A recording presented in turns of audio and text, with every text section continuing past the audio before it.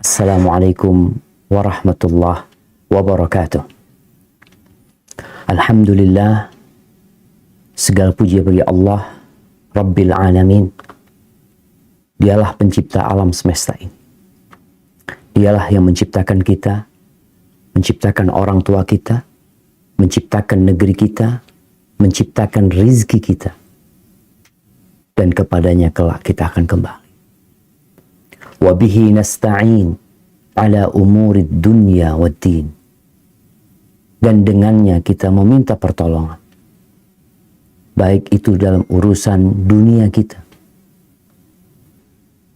dan urusan agama. Setiap gerakan sholat kita, kita selalu mengatakan Allahu Akbar. Allah tuh maha besar.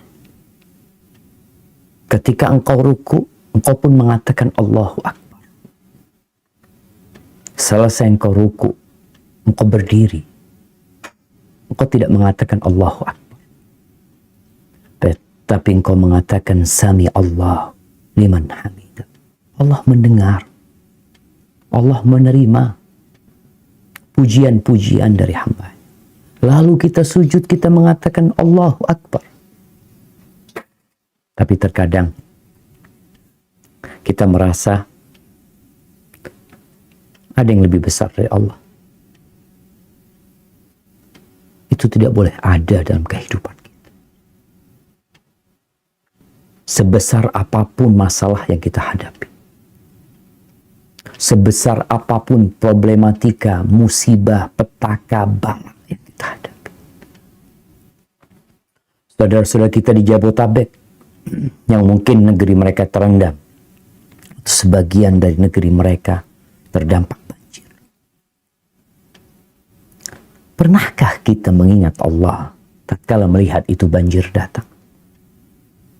Tatkala air hujan mulai turun, bukankah Rasul Shallallahu Alaihi Wasallam tatkala melihat langit gelap, angin bertiup dengan kencang, beliau mengingat Allah Jalla Jalaluh.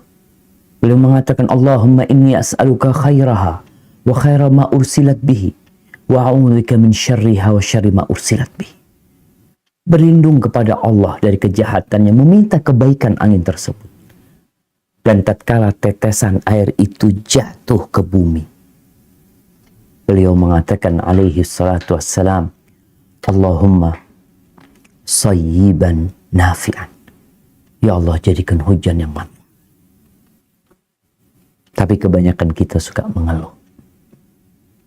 Tatkala melihat langit gelap, angin bertiup, kita mengatakan, aduh, hujan lagi ini. Aduh. Kenapa tidak mengatakan, ya Allah? Apa yang menghalangi kita untuk mengatakan itu? Maka ingat, alhamdulillahi rabbil alamin wa bihi nasta'in ala umuri dunya waddin wassalatu wassalamu ala sayyidil mursalin wa imamil muttaqin qaidil ghuril muhajjalin nabiyina Muhammadin wa ala alihi wa ashabihi ajma'in.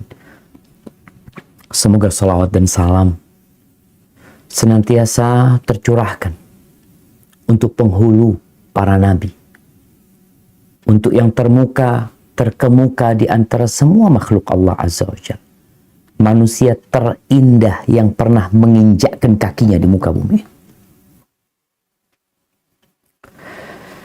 Dan semoga salat bersambung untuk keluarga beliau, untuk istri-istri beliau, untuk putra-putri beliau, dan untuk seluruh sahabat Nabi. Semoga Allah meridai kita bersama mereka. Amma ba'd, ya ma'arahimakumullah. Yang pertama, saya ucapkan terima kasih ya kepada panitia kajian FKK UMJ. Semoga Allah Jalla Jalaluh memberkahi perjumpaan kita pada pagi hari ini. Ahibati fillah, bicara semuanya akan berakhir. Ya. Yang sedang menjadi dosen, suatu saat akan terhenti langkah. Yang saat ini menjadi dokter, akan ada akhiran dari kehidupan dia. Yang sedang menjadi dekan pun akan berakhir. Yang sedang menjadi rektor pun akan berakhir. Yang sedang menjadi bupati, gubernur, presiden pun akan berakhir. Ahibati fillah, kenapa seperti itu? Karena memang Allah tidak menjadikan keabadian di muka bumi. Ayat-ayat yang tadi dibacakan oleh saudara Ibrahim di surat Ali Imran, di ayat 185 Allah mengatakan kullu nafsin dha'iqatul maut. Semua yang bernyawa akan merasakan kematian. Semuanya. Ini mungkin para mahasiswa yang sedang kuliah kedokteran. Mungkin kau mendapati dosenmu meninggal dunia. Profesor-profesor mati. Dokter-dokter spesialis mati. Padahal dia banyak menyelamatkan, katanya menyelamatkan nyawa orang. Dengan diobati, dikasih ini, operasi macam-macam, subhanallah, dia pun mati. Itu sudah ketetapan Allah Jalla Jalaluh. Matal mudawi, wal mudawa, walladhi jalabad dawa awba'ahu walladhi ishtara. Dokternya mati. Pasiennya juga mati. Yang bikin obat, mati. Yang jualan obat, mati. Yang mengantarkan obat, mati. Kullu nafsin dha'iqatul maut. Wa innama tuwaffawna ujurakum yawmal qiyamah. Kalau kita bekerja, kita berharap di akhir bulan dapat gaji. Ada yang gajinya harian. Ada yang gajinya pekanan. Ada yang gajinya bulanan. Dan kita terus bekerja. Padahal tatkala kita bekerja, kita nggak dikasih gaji. Tatkala kita bekerja, kita nggak dikasih gaji. Kapan dikasih gajinya? Setelah selesai bekerja. Maka Allah katakan, balasan buat kalian itu akan disempurnakan buat kalian kapan? Setelah selesainya urusan dunia ini. Yaumal qiyamah. Faman zuhziha 'anil nar wa udkhilal jannata faqad faz. Barang siapa yang dijauhkan dari api neraka dan dimasukkan ke surga, maka dia telah sukses. Ada banyak yang mengejar karir. Dia kejar lagi. Dia kejar lagi. Padahal terakhir selesai karirnya. Mentok karir dia. Nggak bisa ditambahin lagi, Ustaz. Bahkan yang ada pensiun. Dirumahkan saja. Maka kesuksesan yang sebenarnya, karir yang sebenarnya, yang tadi Bapak Dekan di akhir penutup mengatakan fastabiqul khairat, berlomba-lomba dalam kebaikan. Kebaikan apa sebenarnya yang kita harus berlomba-lomba? Yang Allah katakan, barang siapa dijauhkan dari api neraka, dimasukkan ke surga, maka dialah orang yang sukses. Dialah orang yang beruntung. Karena banyak manusia yang memandang keberuntungan itu adalah kekayaan yang berlimpah, adalah kekuasaan, adalah jabatan. Sebagian memandang itulah keberuntungan. Qarun Siapa yang tidak kenal sama Qarun? Yang sampai hari ini, tatkala ada harta yang tertanam ditemukan, mereka mengatakan harta karun. Pernahkah kita berpikir, siapa Qarun itu? Berakhir kehidupannya. Selesai. Rasulullah SAW bersabda, mengingatkan kita kepada neraka. Kita ini kadang-kala nggak ngeh sama neraka. Kalau banjir dikatakan, awas akan ada banjir bandang yang datang. Kalau orang-orang yang tinggal di sekitar gunung dikatakan, ini gunung siaga 1. Mereka harus meninggalkan tempat itu. Mereka tinggalkan. Mereka tahu ini menakutkan. Ini bencana yang berbahaya. Nah, subhanallah jamaah.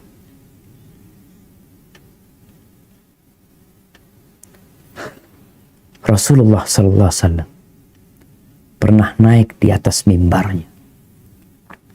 Lalu beliau mengatakan kepada para sahabat, generasi terbaik umat ini. Beliau mengatakan dengan suara yang lantang, Andartukumun nar. Andartukumun nar. Aku peringatkan kepada kalian ada neraka loh. Ada neraka yang datang. Itu kalau orang di pasar akan mendengar suara Nabi SAW. Karena nggak main-main neraka ini sama. Ahibati fillah. Rasulullah SAW menggambarkan, beliau mengatakan tentang kejadian nanti pada hari kiamat. Yu'ta bi an'ami ahlil ardi min ahlin nar. Akan didatangkan orang yang paling nikmat hidupnya di dunia, tapi dia penghuni neraka. Orang yang paling senang, yang tidak pernah sakit. Mungkin yang kekayaannya bisa dimakan 7 keturunan. Dihormatin oleh manusia. Kemudian dia dicelup di neraka 1 celupan. 1 celupan. Bukan sehari di neraka. Bukan 2 hari di neraka. Hanya beberapa detik. Fayusbaru finnari sabqa. Lalu dikeluarkan. Dia ditanya, hal ra'aita khairan qat? Hal marra bika na'imun qat? Apakah engkau pernah melihat kebaikan dalam kehidupan? Pernah merasakan kenyamanan? Pernah lewat kenyamanan dengan dirimu? Apa kata orang ini? La wallahi ya Rabb, demi Allah. Karena ada sebagian umat Islam yang mungkin berpikir, ya udahlah, kalaupun masuk neraka kan kita beriman, insya Allah tetap nanti masuk surga Allah Azza wa Jal. 1 kali celupan, lupa dengan segalanya. Oleh karena itu, salah seorang ulama mengatakan, kalau aku punya kekuasaan, aku akan letakkan di menara-menara setiap kota. Dulu, kota-kota itu ada menaranya. Untuk memberikan pengumuman kepada orang, belum ada mic. Kota-kota itu dikelilingin dengan benteng. Aku akan letakkan di setiap menara-menara yang ada 1 orang. Yang setiap malam mengatakan kepada orang-orang, An-nar, An-nar, An-nar. Takutlah kalian sama neraka. Hati-hati sama neraka. Tapi sekarang kalau kita melihat di setiap pojok jalanan, di setiap pinggir jalan, yang kita akan lihat banner-banner yang membuat kita lupa sama neraka. Yang bahkan dapat mengantarkan kita ke neraka. Wa mal hayatud dunya illa mata'ul ghurur. Kehidupan dunia ini tidak lain hanya kenikmatan yang menipu. Nah, jamaah. Kita ini banyak tertipu. Berapa banyak orang yang mengumpulkan harta, tersiksa dengan hartanya, bahkan nggak punya waktu kumpul sama keluarga, tahu-tahu dia tinggalkan semua hartanya. Kenapa sudah berakhir hidup dia? Rasulullah sallallahu alaihi wasallam dalam hadis yang diriwayatkan Al-Hakim, beliau bersabda, "Ightanim khamsan qabla khamsin." Beliau memberikan nasihat kepada seorang laki-laki dengan mengatakan, gunakan 5 perkara sebelum datang 5 perkara. Gunakan 5 perkara sebelum 5 perkara. Kenapa? Yang 5 ini akan berakhir. Pasti iya. Karena semua akan berakhir. Yang pertama apa? Beliau mengatakan syababak qabla haramik. Masa mudamu sebelum datang masa tua. Para mahasiswa yang sekarang merasa muda, ingatlah dosen-dosenmu dulu juga muda. Sekarang jadi tua. Gunakan masa muda ini. Dan gak bakal bisa balik tuh masa muda. Karena ada orang yang berpikir akan muda selamanya. Nggak ada. Manusia ingin seperti itu. Ingin merasa muda selalu. Kadangkala dia minum obat, minum jamu, ini itu supaya awet muda. Engkau tetap akan tua. Kenapa? Karena itulah dunia. Dunia ini terlaknat. Kita ini berada di tempat yang terkutuk, jemaah. Asal tempat manusia itu di surga Allah Azza wa Jalla. Di tempat yang masa mudanya tidak akan pernah habis. Tidak akan berakhir di sana masa muda. Kemudian Nabi Adam alaihissalam bersama Hawa plus ada iblis diturunkan. Sebagai hukuman yang Allah berikan. Tapi Allah kesempatan bagi mereka untuk balik ke surga Allah Azza wa Jalla. Maka Nabi alaihissalatu wassalam mengatakan, ad-dunya mal'unatun mal'unun ma fiha. Dunia ini terkutuk, terlaknat yang di dalam. Illa dzikrallah wa ma wala. Kecuali mengingat Allah. Selalu ingat sama Allah. Dan segala ketaatan. Wa aliman aw muta'alliman. Orang yang berilmu dan belajar ilmu. Ilmu apa? Ilmu agama. Kenapa? Karena ini ilmu yang wajib. Sehingga setiap mahasiswa yang belajar ilmu kedokteran tetap harus belajar agama. Kalau tidak dapat di bangku kuliah, ada tempat-tempat lain dia bisa belajar agama. Nggak ada alasan untuk tidak belajar agama. Agar kita tidak terlaknat. Dan masa muda ini adalah masa yang cemerlang. Masa yang sangat indah untuk belajar. Engkau memiliki kekuatan yang tidak dimiliki oleh orang-orang tua. Maka manfaatkan. Untuk belajar bisa berlari keliling lapangan 5 kali. Engkau dapat mendaki gunung berhari-hari. Tapi sebagian anak muda nggak mampu berdiri 1 jam menghadap Rabbi. Nggak mampu dia. Engkau mampu untuk mendaki gunung berhari-hari, capek, lelah, segala rintangan dan tantangan kau hadapin. Tapi kenapa engkau nggak mampu berdiri tiap malam? 1 jam, nggak mampu. 1/2 jam, nggak mampu. 15 menit. 5 menit.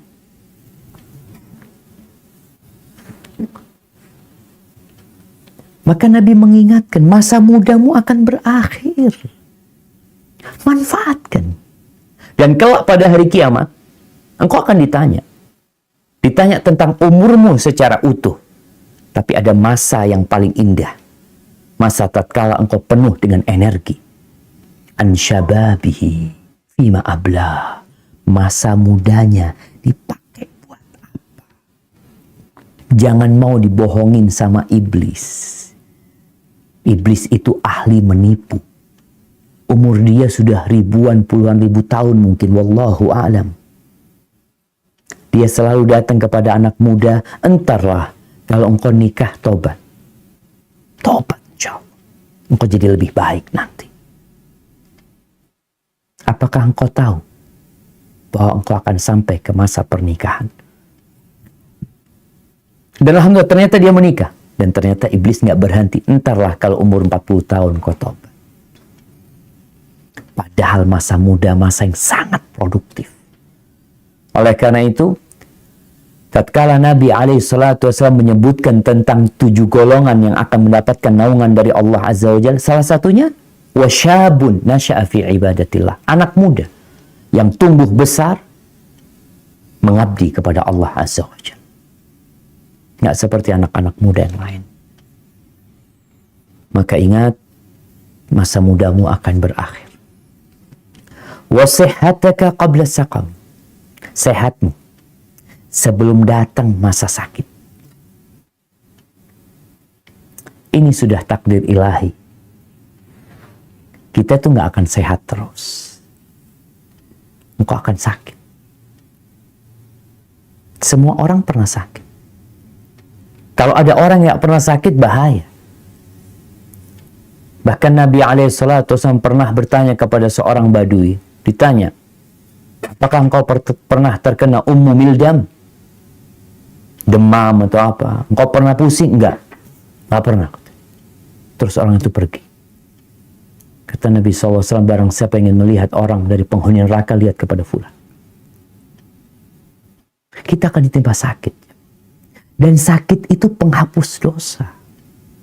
Pengangkat derajat. Maka sebelum engkau sakit, manfaatkan waktu sehatmu ini untuk ibadah. Untuk hal-hal yang bermanfaat dunia dan akhiratmu. Ada orang-orang yang sakit tatkala sudah tergeletak di atas ranjang. Tatkala dia sudah mulai sulit untuk berjalan, dia mengatakan, ya Allah, aku kepingin umrah, aku kepingin haji. Ini juga banyak anak-anak muda yang nunda berangkat umrah, yang nunda berangkat haji. Padahal dia sudah mampu sejak umur 30 tahun. Kenapa baru berangkat umur 50 tahun? Ketika umur 30 tahun dia muda, dia sehat sehingga bisa beribadah secara maksimal. Tapi berangkat ketika sudah tua, ketika sudah sakit-sakitan, sehingga pelaksanaan manasik hajinya nggak bisa sempurna. Kan udah dikasih tahu sama Nabi. Masa sehatmu sebelum kau sakit. Wa ghinaka qabla fakrik. Dan masa kayamu sebelum datang tuh yang namanya kemiskinan buat engkau. Sebelum engkau jadi nggak punya apa-apa. Jangan menunda-nunda bersedekah, berbagi di masa sulit seperti sekarang ini. Ketika saudara-saudara kita terdampak bencana alam, terdampak ekonomi mereka, dan kita punya kelebihan harta, segera kita bantu mereka. Sebelum datang suatu hari ketika Allah mengatakan wa anfiqu mimma razaqnakum, dan berinfaklah kalian dari apa yang kami berikan kepada kalian. Jadi yang kita berikan dari harta kita itu milik Allah. Allah yang kasih sama kita. Maka tatkala seorang muslim mendapatkan rizki, jangan pernah mengatakan, oh ini karena usahaku, karena hasil kerjaku, karena jerih payahku, karena kecerdasanku, karena ilmuku, karena keuletanku, karena kegigihanku. Engkau siapa? Engkau siapa? Tanpa Allah nggak ada apa-apanya. Makanya Qarun ketika diperintahkan untuk berbagi dengan harta yang Allah berikan kepada dia, agar berbuat baik kepada umat manusia, agar mengejar akhirat dengan hartanya, apa kata Qarun? Innama utituhu ala ilmin indi. Aku dapat seperti ini karena ilmu yang ada pada diriku. Atau dia mengatakan, karena Allah tahu aku pantas mendapatkannya. Oh, siapa? Jangan pernah mengatakan aku. Kita ini makhluk yang lemah. Apa yang terjadi sama Qarun? Fakhasafna bihi wa bidarihil ard. Ditelan sama bumi. Bukan cuma Qarun, hartanya ditelan semua-semua. Maka ketika engkau masih kaya, dan seharusnya jangan nunggu kaya berbagi. Ini para mahasiswa khususnya, sejak engkau muda, sejak engkau masih kuliah, sejak masih dapat uang saku dari orang tua, biasakan berbagi. Para sahabat Nabi itu, bagaimana mereka berlomba-lomba dalam kebajikan. Mereka sempat mengadu kepada Nabi SAW karena melihat orang kaya ini, ya Allah, potensi untuk masuk surga mereka, kesempatannya besar sekali, kata mereka. Sampai mereka mengeluh kepada Nabi SAW mengatakan, ya Rasulullah, dhahaba ahlud duthuri bil ujur. Wahai Rasulullah, tuh orang-orang kaya borong semua pahala dibawa sama mereka. Kok bisa kayak gitu, kata Nabi SAW. Yusalluna kama nusalli. Mereka sholat seperti kita sholat, sama sholatnya. Wa yasumuna kama nasum. Mereka puasa, kita puasa. Ini ibadah fisik, bisa sama-sama dilakukan. Cuma yang nggak bisa kita lakukan, wa yatasaddaquna bi fuduli amwalihim. Mereka bisa bersedekah. Mereka bisa berbagi dengan harta mereka. Sedangkan kita nggak bisa. Lalu Rasulullah Sallallahu Alaihi Wasallam mengajarkan kepada mereka doa setelah sholat.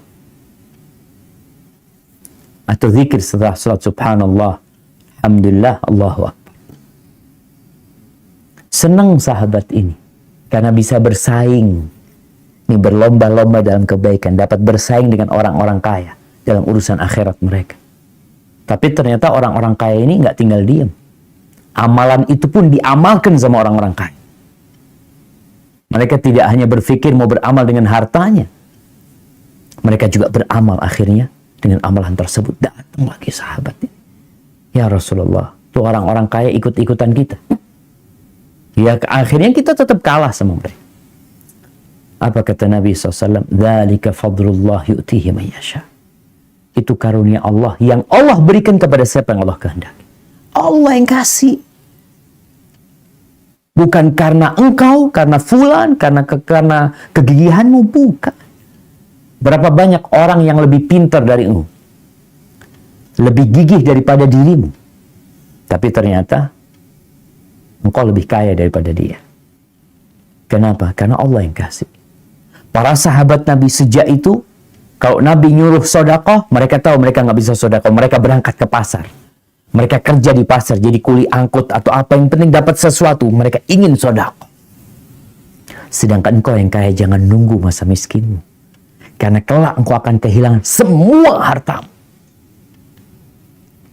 Rasulullah Sallallahu Alaihi Wasallam mengatakan, yaqulu ibnu Adam, anaknya Adam ini berkata, manusia ini berkata, mali, hartaku, ini milikku, ini mobil milikku, ini tanah milikku, itu usaha milikku.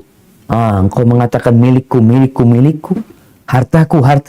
Kata Nabi SAW, walaysa laka min malik. Engkau tahu hartamu yang mana? Ma akaltahu, yang kau makan. Kemudian pergi dia. Wa ma labistahu fa ablait. Yang kau pakai sampai usang, itu milikku. Yang ketiga, wa ma tasaddaqta bihi fa abqai. Yang engkau sedekahkan, kemudian itu yang engkau simpan. Sisanya bukan milikmu. Terbukti itu mayit gak bawa apa-apa. Jadi miskin, gak punya apa-apa dia. Terus hartanya jadi milik siapa? Milik ahli warisnya. Maka sebelum hartamu dimiliki oleh ahli waris, bersedekahlah. Beramallah dengan harta. Karena kekayaanmu akan berakhir. Terus kata Nabi SAW, wa faraghaka qabla syughlik. Masa luangmu sebelum engkau sibuk. Semua yang sedang waktunya kosong, waktu kosongmu akan berakhir. Waktu istirahatmu akan berakhir. Akan datang kesibukan. Maka manfaatkan waktu luangmu itu untuk hal-hal yang bermanfaat buat dunia dan akhirat. Maka nggak ada istilah muslim itu nganggur, itu nggak ada. Nganggur apa? Ya Ustaz, anak kerja nggak dapat di sana. Manfaatkan, berarti Allah berikan kepadamu masa luang. Mungkin bisa engkau gunakan untuk menghafal Al-Quranul Karim. Di masa engkau menanti pekerjaan, melamar pekerjaan sana nggak diterima, di sana nggak terima, akhirnya engkau pengangguran. Jangan sampai mengatakan engkau menganggur. Tapi engkau beramal terus. Kalau bukan untuk urusan dunia, untuk urusan akhirat. Fa'idha faragta fansab. Ketika engkau menyelesaikan sesuatu, jadi engkau punya masa luang, mulai dengan sesuatu yang lain.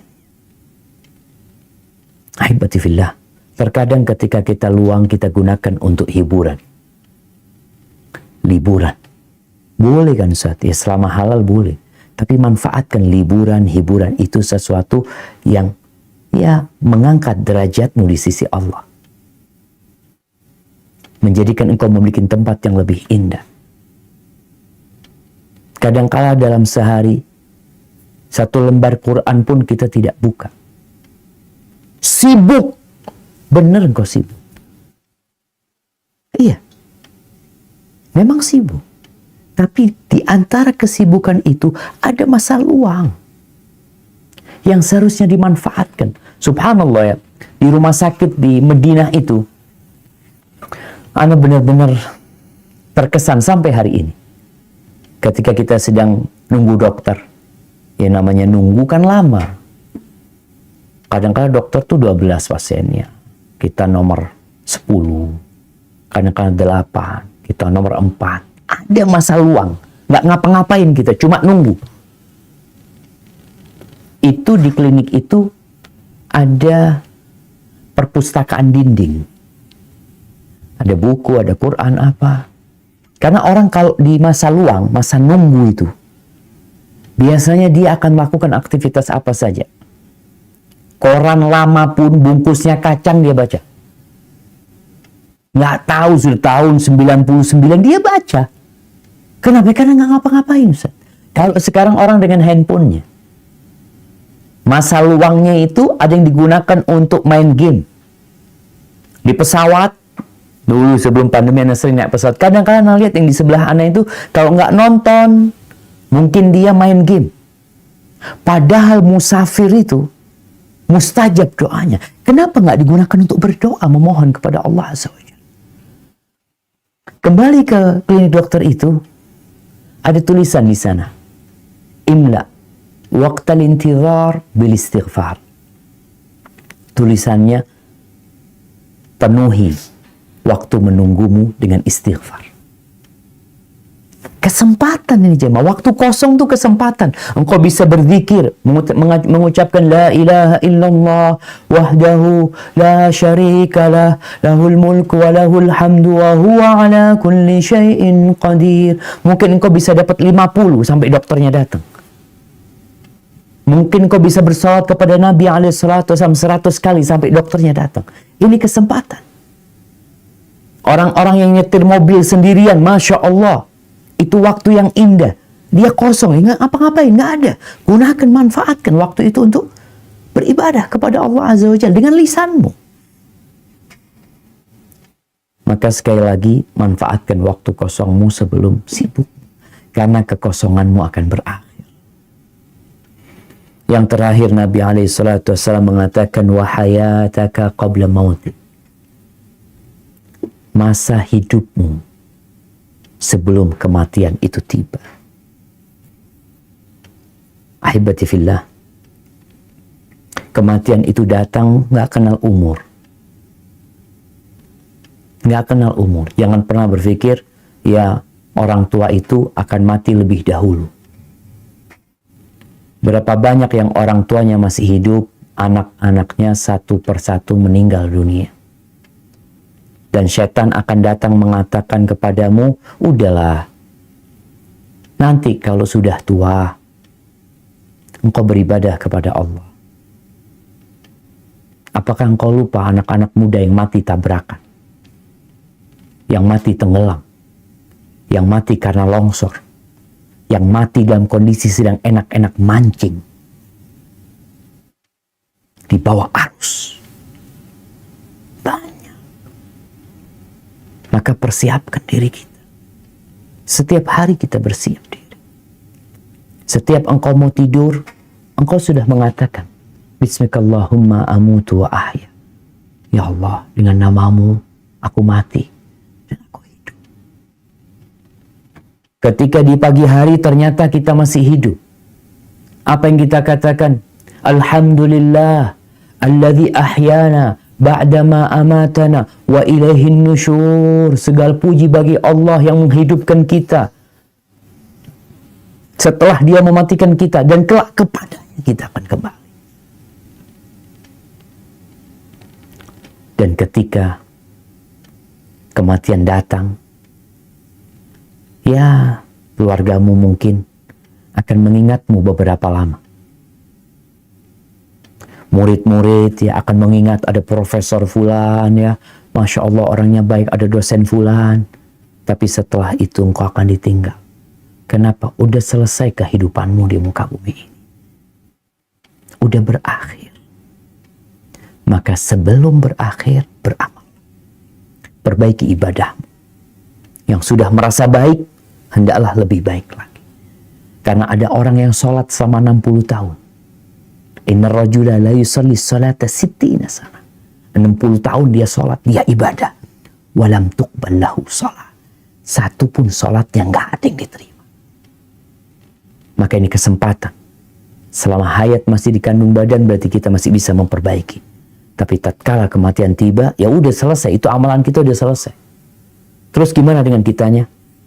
Ya, tergantung apa amalanmu sebelum engkau mati. Hadza wallahu a'lam bissawab. Itu yang bisa ana sampaikan pada kesempatan kali ini. Kurang lebihnya mohon maaf. Ana kembalikan ke MC. Jazakumullah khair.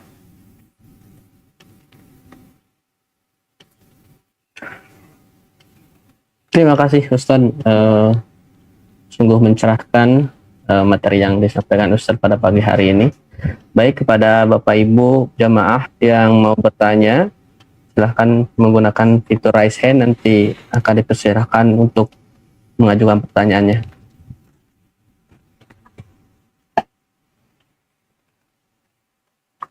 Jika belum ada, saya sampaikan juga nih ada pertanyaan dari chat, melalui chat.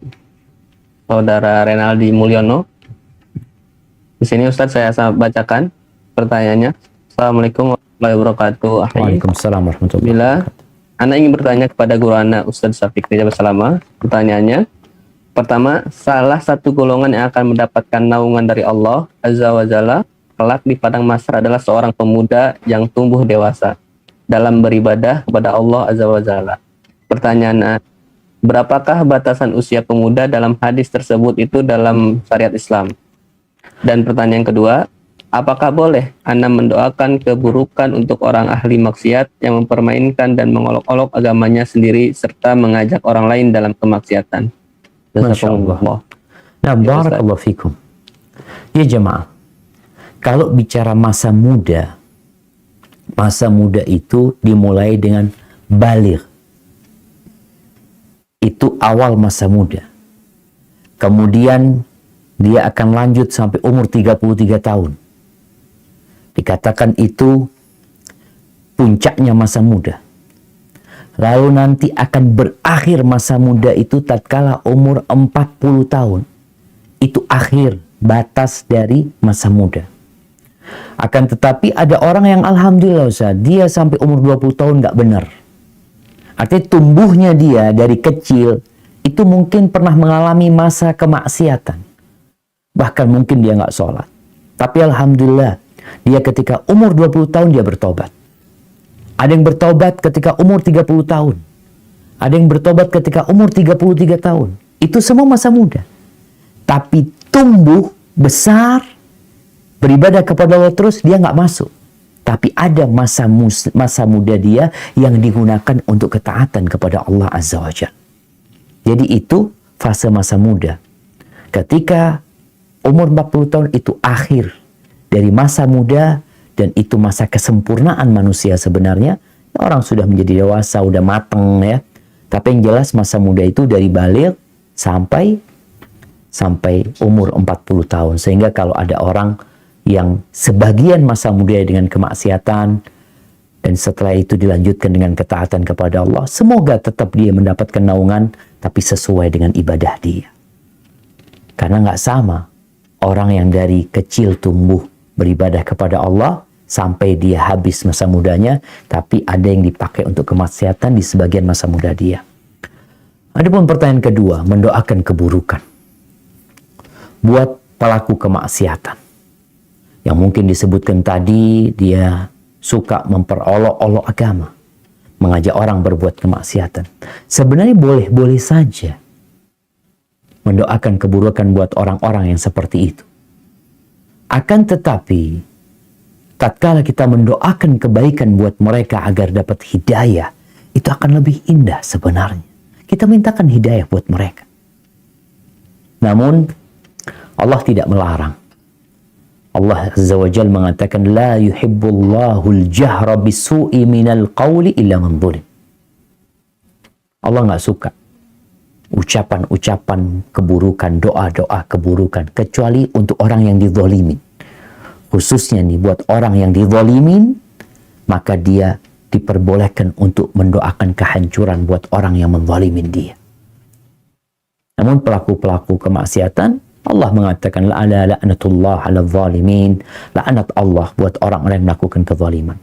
Sehingga tatkala kita melihat kondisi di masyarakat, ada tokoh-tokoh yang mungkin mereka ya banyak mudaratnya, yakni keberadaan mereka lebih banyak mudaratnya daripada manfaatnya, kita bisa doakan semoga Allah memberikan hidayah kepada mereka atau semoga Allah membinasakan mereka. Itu yang bisa kita lakukan. Rasulullah sallallahu alaihi wasallam pernah berdoa, Allahumma a'izzal Islam bi ahabbir rajulaini ilaik. Ya Allah, muliakan agama ini dengan salah satu dari dua orang yang lebih engkau cintai. Siapa dua orang itu? Umar bin Khattab atau Amr bin Hisham. Umar bin Khattab atau Abu Jahal. yakni dua tokoh ini sangat berpengaruh sekali ketika berada di kota Mekah. Nabi ingin salah satunya itu jadi pendukung dakwah ini dan didoakan kebaikan. Maka yang lebih baik tadi kalau kita melihat ada orang-orang yang bisa ya kita minta kepada Allah agar mereka dapat hidayah, itu akan lebih baik buat kita, dan itu lebih banyak dilakukan oleh Rasulullah SAW.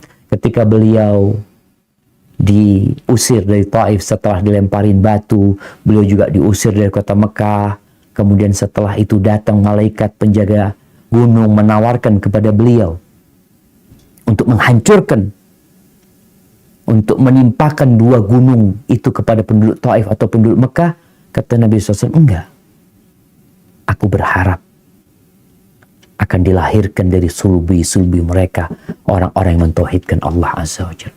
Hadza wallahu a'lam bissawab. Nah. Terima kasih Ustaz. Lanjut ke pertanyaan kedua.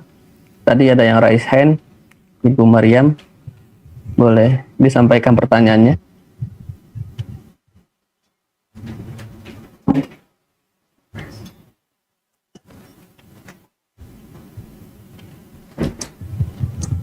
Jika tidak ada, saya lanjut pertanyaan kedua yang dari room chat.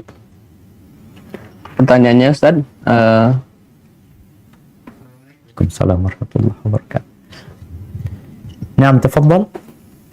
mohon izin bertanya ke bagaimana amalan kita sampai akhir hayat bisa diterima Allah Azza wa Jalla jika pemahaman sunnah yang berbeda, apakah sama Ustaz? Apa sama saja Ustaz? Misalkan satu contoh larangan bermusik. Syukron. Barakallahu fikum. Ahibati fillah. Kita tahu bahwasanya innama yataqabbalullahu minal muttaqin. Allah hanya akan menerima dari orang-orang yang bertakwa. Tatkala manusia beramal, belum tentu amalnya diterima, walaupun sesuai dengan sunnah yang dia kerjakan. Karena syarat diterimanya amalan itu dua. Hendaklah kita memperhatikan dua persyaratan ini. Kalau tidak, kita akan jadi orang-orang yang merugi. Orang-orang yang lelah bekerja, tapi mengira amalannya baik. Apa dua syarat tersebut? Yang pertama adalah ikhlas lillahi ta'ala. Ikhlas. Memurnikan niat hanya untuk Allah semata. Tidak ria, tidak berharap pujian. Yang kedua, amalannya sesuai dengan syariat Nabi Muhammad SAW. Ibadahnya itu sesuai. Maka yang Allah katakan, fawailul lil musallin, celakalah buat orang-orang yang sholat. Celaka. Orang sholat, bayangkan, orang sekarang sholat masuk neraka. Iya. Kok bisa, Ustaz? Karena tidak memenuhi persyaratan. Ditolak amalannya. Alladzina hum an salatihim sahun. Mereka adalah orang-orang yang lalai dengan sholatnya. Sholat semau dia. Rukun sholatnya yang nggak dipenuhin, ya. Waktu sholatnya semau dia. Gerakan sholatnya ya apa mau dia. Tanpa mengikuti aturan yang ada. Nggak diterima. Alladzina hum yura'un. Mereka ria. Mereka ria. Mereka hanya ingin dipuji, disanjung sama orang. Ditolak amalannya. Adapun ketika ada beberapa pemahaman yang berbeda, contohnya mungkin masalah yang dicontohkan, masalah musik, yang memang kita lihat ada sedikit ulama yang mungkin berpandangan nggak masalah selama tidak melalaikan. Tapi kita melihat jumhur ulama dari kalangan imam yang empat, dari mulai Imam Abu Hanifah, Imam Malik, Imam Syafi'i, Imam Ahmad, mereka seakan-akan bersepakat tentang haramnya hal itu. Gimana kalau mamanya ada perbedaan di sini nantinya? Nanti pada hari kiamat itu akan ada penimbangan amalan. Akan ditimbang. Dan akan diputuskan perselisihan yang terjadi pada hari kiamat nantinya. Sehingga tatkala dalam penimbangan itu ada amalan-amalan yang masuk dalam dosa, ada amalan-amalan yang masuk dalam kebaikan. Faman thaqulat mawazinuhu fahuwa fi 'aisyatir radiyah.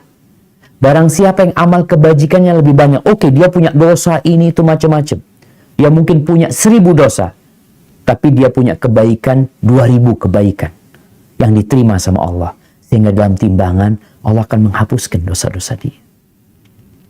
Karena lebih berat amal kebajikannya. Hadza wallahu a'lam bissawab. Lanjut pertanyaan kedua Ustaz, terima kasih. Pertanyaan kedua dari Umunai. Dia bertanya, Ana sekarang tinggal bersama mertua dan suami berdagang dekat dengan orang tuanya. Ana meminta waktu kepada suami untuk mengunjungi orang tua Ana sepekan atau 2 pekan sekali. Tapi suami sulit untuk diajak, selalu banyak alasan. Berdalih suami lebih utama daripada orang tua dan sibuk bekerja. Lalu Ana meminta izin untuk pergi sendiri karena masih dekat satu kota tapi tidak diizinkan. Sedangkan suami diajak pun sulit. Ana tahu Ustadz istri harus patuh kepada suami. Tapi apa sampai saat ini orang tua Ana sampai menangis karena sulit bertemu dengan Ana, sampai bertanya apakah kita mengaji diajarkan seperti itu pada orang tua. Mohon solusinya Ustadz. Masya Allah, barakallahu fiik. Nah jemaah, ini fenomena yang banyak terjadi ya. Kadangkala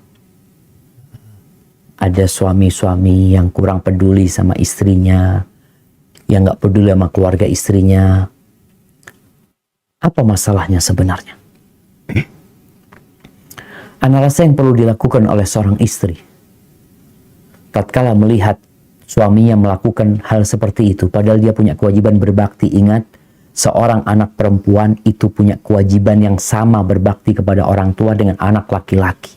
Hanya saja ada keterbatasan buat anak perempuan. Seperti yang tadi disebutkan, dia harus izin. Jangan ke rumah orang tuanya, ke masjid aja dia harus izin sama suaminya. Terus gimana ke rumah orang tuanya? Iya, dia harus izin. Ketika tidak diizinkan, maka jangan keluar dari rumah. Namun sang suami harus tahu diri sebenarnya. Bahwasanya dia mungkin memutuskan silaturahim anak sama orang tuanya. Apalagi tempatnya dekat ya. Tanpa dia menelantarkan kewajiban dia sebagai seorang istri. Cuma nasihat anak buat ibu yang bertanya ini. Engkau mulai saat ini usahakan memberikan pelayanan kepada suami kepada orang tua suami yang lebih maksimal. Baik dengan lisan, baik dengan perbuatan, muliakan orang tua suami. Layani suamimu dengan baik. Jangan banyak menuntut. Sudahlah, kalau memang nggak diberikan, engkau bicara sama ibu, sama orang tua. Bu, doakan bu ya. Aku lagi usaha nih, semoga jadi lebih baik. Kemudian nanti bisa ngomong sama suami, bang, silaturahim nih insya Allah membukakan rizki. Karena sebagian orang berpikir, kerja itulah yang mendatangkan rizki. Itu sebab rizki. Bukan hanya itu. Istighfar mendatangkan rizki. Silaturahim mendatangkan rizki. Bertobat mendatangkan rizki.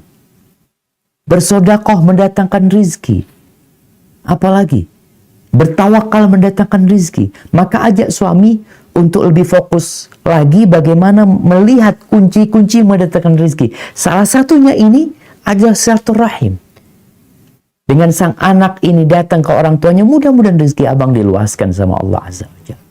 Maka rasa itu yang perlu dilakukan oleh seorang istri, fokus mungkin melayani suami, banyak berdoa memohon kepada Allah, semoga Allah membuka hati suami. Dan untuk para suami, jemaah, untuk para suami, maka ingat, la yadkhulul jannah qati', nggak masuk surga orang yang memutuskan rahimnya. Memang istrimu itu punya kewajiban taat kepadamu. Tapi engkau punya kewajiban berbuat baik kepada istri. Maka hendaklah bisa menyeimbangkan hal itu. Hadza wallahu a'lam bissawab. Terima kasih Ustaz. Lanjut pertanyaan kedua dari Pak Dekan ini, dari Muhammad Fahri. Assalamualaikum Ustaz, izin bertanya, bagaimana Ustaz Islam mengajarkan untuk kita akhir? Mohon maaf, ada ini. Mohon maaf, Ustaz izin bertanya, bagaimana Ustaz Islam mengajarkan untuk kita mempersiapkan diri untuk menyambut akhir, misalnya masa jabatan, masa pekerjaan, dan akhirnya masa kehidupan kita. Syukran. Masya Allah. Naam jemaah. Ya, kalau bicara semua akan berakhir, ada berakhir dari jabatannya. Ada berakhir dari kehidupan ini. Apa persiapannya? Persiapannya adalah bermuhasabah, menghisap diri kita. Seorang yang sedang berada di akhir masa jabatannya, coba dia lihat. Umar bin Khattab radhiyallahu anhu mengatakan, hasibu anfusakum qabla an tuhasabu. Kalian hisap diri kalian sebelum kalian yang dihisap.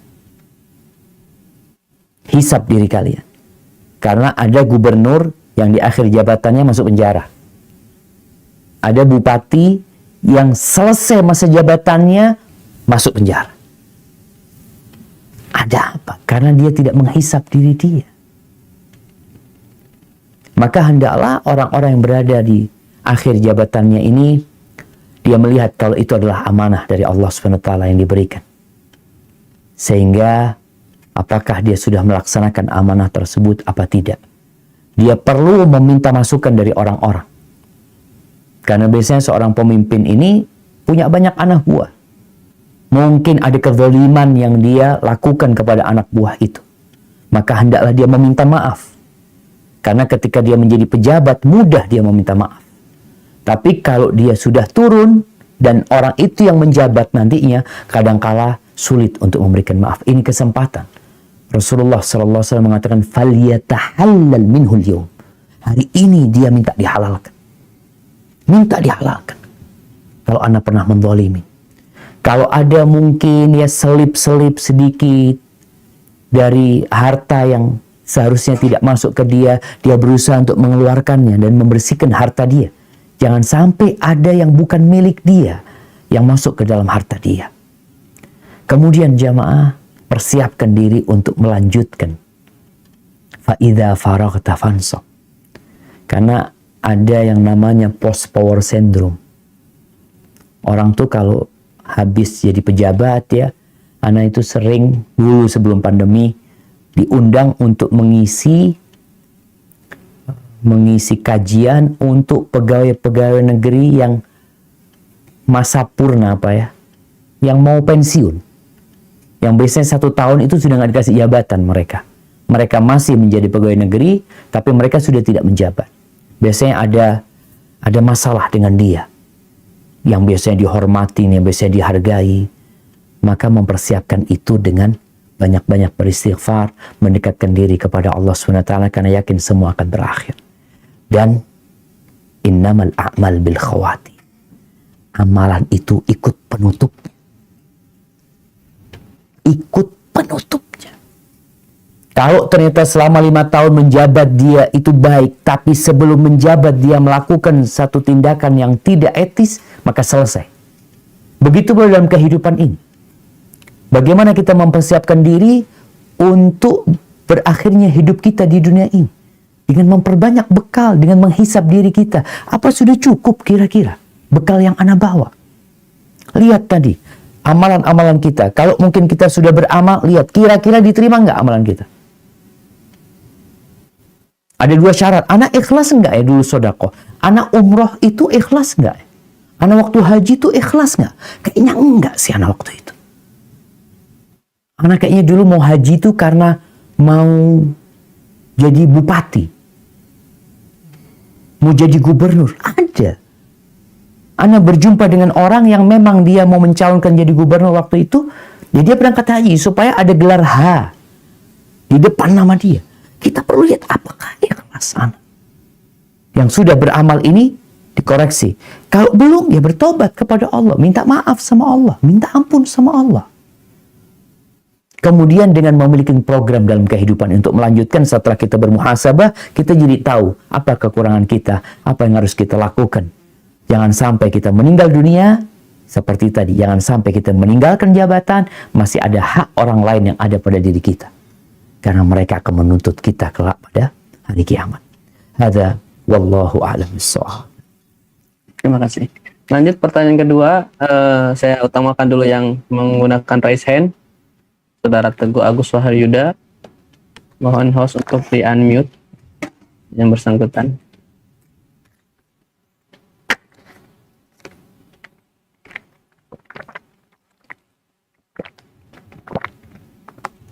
Silahkan Teguh, di unmute dulu. Sudah bisa di ini. Nah, boleh. Baik, bismillah. Assalamualaikum warahmatullahi wabarakatuh. Waalaikumsalam warahmatullahi wabarakatuh. Ahlan wa sahlan. Barakallahu fiik. Ahlan bi, Ustaz. Semoga sehat selalu. Amin. Jazakallah khair. Oke, jazakallah Ustaz. Sebelumnya terima kasih kepada host dan panitia yang telah mengizinkan saya untuk bertanya. Dan juga alhamdulillah saya sangat bahagia dan senang bisa langsung bermuajah bersama Ustadz Syafiq. Dan yang saya ingin tanyakan pertanyaan pertama yaitu bagaimana sih Ustadz agar kita senantiasa dalam hidayah Allah, karena dalam hidup kita tanpa hidayah itu sangat rugi pada saat mungkin di akhir hayat kita mungkin tidak mendapat hidayah dari Allah Subhanahu wa taala. Mungkin itu sangat perlu dari saya sendiri mungkin dan para jemaah. Kemudian terkait pertanyaan yang kedua, bagaimana agar kita sebagai umat muslim senantiasa untuk selalu bisa introspeksi diri. Jadi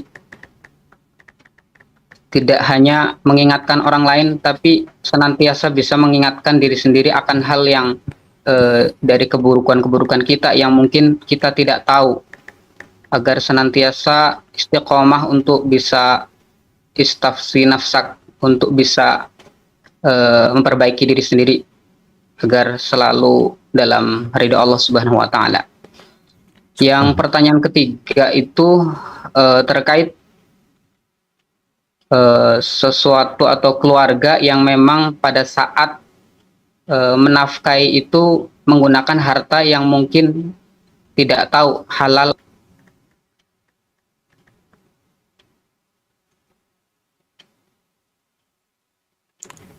Kayaknya di mute suaranya, maafan, suaranya hilang. Nafkah? Nah, Karir dari mana, Ustaz? yang nafkah yang terakhir, yang nafkah dari untuk keluarga. Yang ketiga, Oh, baik. Baik. Terkait nafkah untuk misalkan menafkahi keluarga dari harta yang mungkin harta riba, misalkan dari pegawai bank dan lain-lain, kemudian dari segi korupsi, mungkin ada yang korupsi tapi tidak tahu dari keluarga itu bahwa sebetulnya ada harta yang memang bukan haknya, dalam artian untuk menafkahi keluarganya. Bagaimana itu, apakah keluarga itu senantiasa dalam lindungan Allah ataukah bisa mungkin dibenarkan untuk bisa lebih baik gitu? Bagaimana Masya Ustaz Allah. pendapatnya? Barakallahu fiik. Khairan, Ustaz. Wa iyyakum, Masya Allah. Jazakallah khair. Nah, jamaah, ini pertanyaan yang menarik ya. Karena kalau kita bicara, semua akan berakhir, tapi bagaimana kita husnul khatimah? Bagaimana akhiran kita itu baik? Semua orang mati kita lihat, orang baik mati, orang jahat juga mati gitu. Tapi ada orang yang baik matinya su'ul khatimah. Ada orang yang jahat gak benar, tapi subhanallah Ustaz, kita lihat di akhir hayatnya tobat ya Ustaz. Apa yang harus kita lakukan supaya kita bisa menjaga hidayah ini sampai ajal menyebut kita? Rasulullah SAW berdoa. Sering kali beliau mengatakan, ya muqallibal qulub, thabbit qalbi ala dinik. Wahai yang membolak-balikan hati, tetapkan hatiku di atas agama.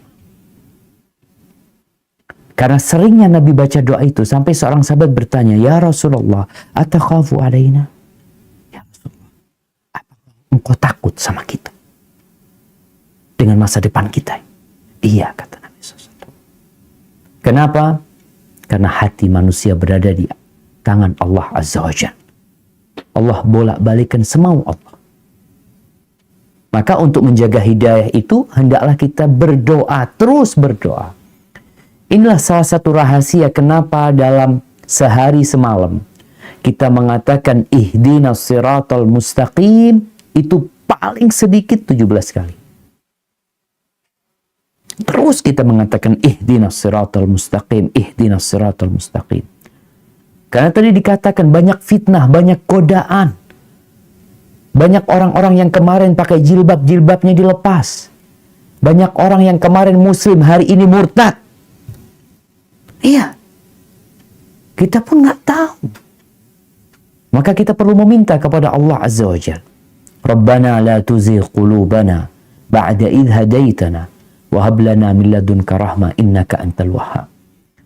Nabi juga berdoa, Allahumma a'udzubika ayyatakhabbatani syaitan 'indal maut. Aku memohon kepadamu jangan sampai disesatkan syaitan ketika mati.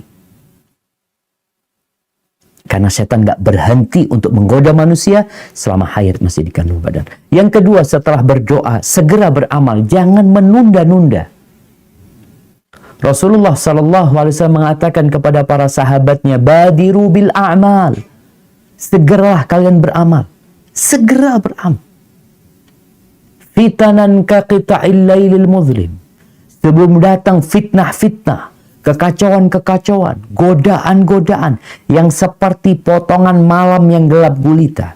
Ada fitnah harta, fitnah jabatan, fitnah kekuasaan, fitnah wanita, fitnah syubhat, ada banyak fitnah, fitnah media sekarang. Sebelum datang fitnah-fitnah itu kalian beramal. Kenapa? Kalau sudah datang fitnah yang seperti potongan malam yang gelap gulita, kalian akan lihat yusbihur rajulu mu'minan wa yumsi kafiran. Paginya beriman, paginya ikut kajian kita, sore harinya sudah kafir. Wa yumsi mu'minan wa yusbihu kafir. Sorenya beriman, masih sholat maghrib, paginya sudah kafir. Kenapa itu terjadi? Yabi'u dinahu bi'aradin minad dunia. Dia jual agamanya untuk mendapatkan sedikit kenikmatan dunia. Maka segera beramal. Yang ketiga, jangan salah berkawan. Karena kawan ini memiliki dampak yang besar sekali. Jangan meremehkan teman dudukmu. Teman duduk kita tuh ada 4. Yang pertama, yang kita perlu sama dia seperti makanan kita. Siapa mereka? Mereka adalah para ulama, orang-orang yang berilmu tentang agama ini, yang senantiasa mengingatkan kita kepada akhirat, membimbing kita duduk sama mereka. Berkumpul sama mereka itu seperti makanan, seperti sarapan kita pagi ini, seperti makan siang kita, seperti makan malam, kita nggak akan lepas dari dia. Yang kedua, duduk sama orang yang seperti obat. Obat. Kapan obat itu dimakan? Ketika perlu. Inilah teman-teman duduk yang urusan dunia. Kita punya kolega bisnis, ya, kita duduk sama mereka urusan dunia, sudah selesai. Seperti obat aja. Jangan kemudian orang bisnis sama fulan, udah dia bisnis, akhirnya kumpul sama fulan, ngobrol lagi ba'dal isya, bisnisnya udah selesai tadi siang. Kemudian waktunya habis untuk ngobrol sama mereka yang nggak jadi obat lagi. Obat itu secukupnya kau minum. Yang ketiga, ada teman duduk yang seperti penyakit. Kalau engkau kumpul sama mereka, engkau akan sakit. Siapa? Mereka adalah orang-orang yang menghabiskan waktunya untuk hal-hal yang tidak berguna. Bukan pelaku maksiat mereka, tapi ya untuk hal-hal yang kurang berguna kumpul sama mereka. Ngobrol sana, ngobrol sini, jalan-jalan sana. Bukan maksiat ya. Tapi ini bisa jadi penyakit buat antum nantinya. Teman duduk yang keempat adalah yang seperti racun. Siapa? Para pelaku maksiat, pelaku dosa.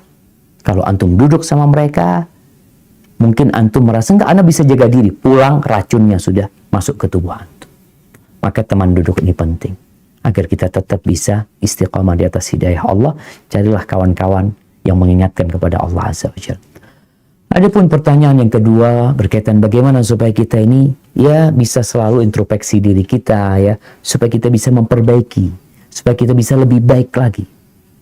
Ibnu Qudamah rahimahullahu taala mengatakan bahwasanya ada 4 langkah untuk mengetahui kekurangan diri kita, aib yang ada di diri kita, sehingga kita bisa memperbaikinya. Yang pertama yaitu duduk sama para ulama, sama seorang yang alim, yang ngerti tentang penyakit-penyakit jiwa.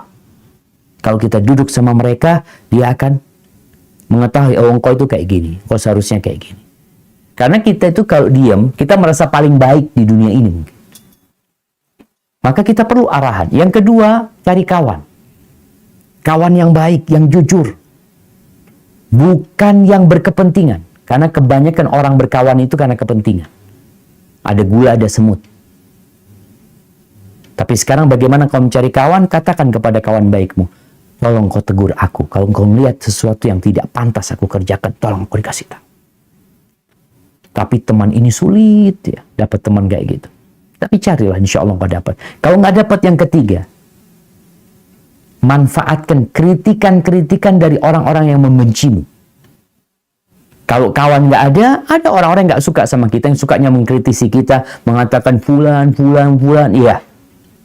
Terimalah sebagai saran untuk memperbaiki dirimu. Sampai dikatakan, idza ramakan nas bil hijarah, kalau engkau dilemparin batu sama manusia, apa yang kau lakukan? Engkau balikan itu batu kepada mereka? Tidak. Kumpulkan batu-batu tersebut, engkau tangkap, engkau kumpulkan. Gunakan batu-batu tersebut untuk membangun anak tangga menuju kesuksesan dirimu. Kemudian yang keempat, dengan cara berinteraksi dengan masyarakat. Supaya kita tahu apa sih yang disenangin sama masyarakat ya. Apa itu hal-hal yang mungkin masyarakat nggak suka sebenarnya. Mungkin di kitab nggak ketemu kita. Nggak dapat tuh. Tapi kita dapat dari bergaul dengan masyarakat. Semoga dengan cara itu kita bisa memperbaiki diri kita.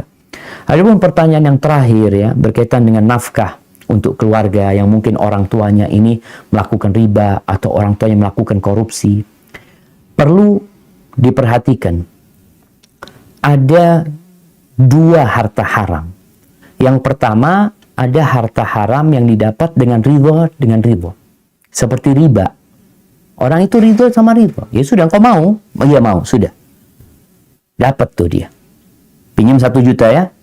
Engkau bayar 1.100.000. Nah, ini ridho dengan ridho. Tapi ada yang tidak dengan keridhaan. Contohnya apa? Korupsi. Karena ini 2 contoh yang berbeda. Kalau bicara harta haram yang didapatkan dengan ridho, kalau itu diberikan kepada orang lain, maka insya Allah aman buat orang tersebut.